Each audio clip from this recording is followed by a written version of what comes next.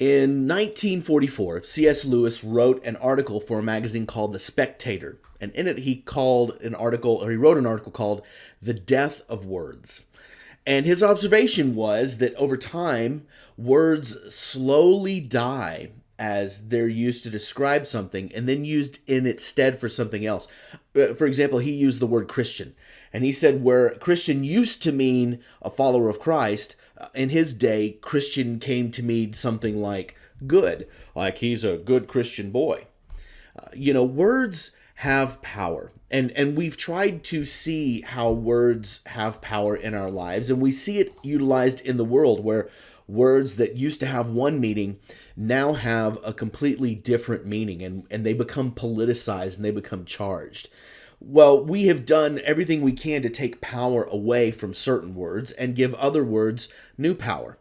Well, today I want to focus on a couple of words that we've seen so far in Philemon that I think are very important, and they have some great power within them, and some that we don't want to look past.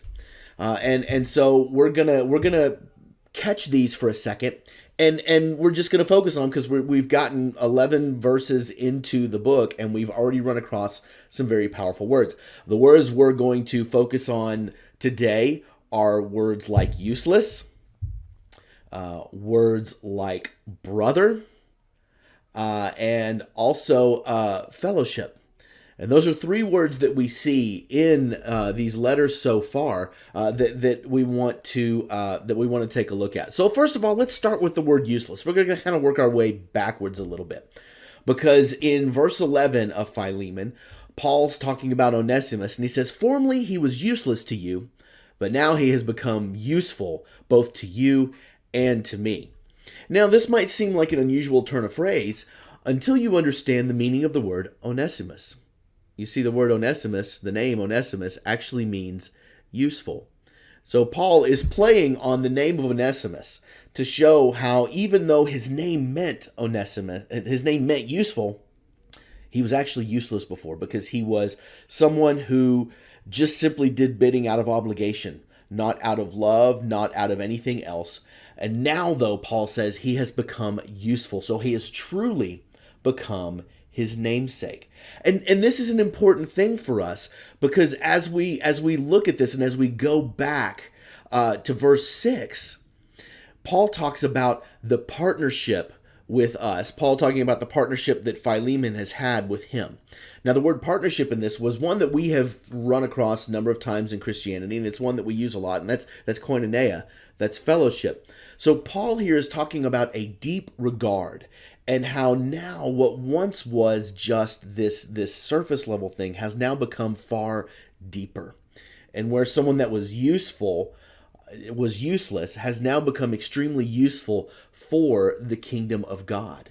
And as a result of that, Onesimus now finds himself actually living out to his namesake. And this is a big deal, because he now has been given an equal standing. And this is where the other word, when we talk about son, when we talk about brother, this is Paul taking what was once a useless person. Again, this theme of uselessness has come all the way around here, and where he was out of fellowship, he's now in fellowship. Where he was once useless, he's now useful.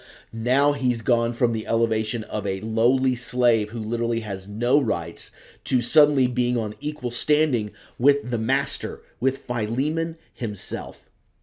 So just in these three simple words that Paul has laid out there in his letter, he has completely flipped the paradigm of who Onesimus is. Onesimus, who was once useless, is now useful.